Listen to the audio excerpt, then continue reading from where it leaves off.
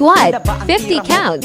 Day 87. Kwentang mga bara, puro hangin ang laman. Isasako mo ako, walang kwentang palabas. Panumo ko masasako kung ang sako mo'y butas. Kala ko bang malakas, itong idol yung maangas. Walang palo sa medic boy, sa glory yun ungas. Classic gods ka talaga kasi hindi mo yun alam. Kalaban mo ba ay palo, ikay mahinang nilalang. Palibhasa, di mo kayang maglaro ng mag-isa. Gusto kasama F11 at nagpapabuhat pa.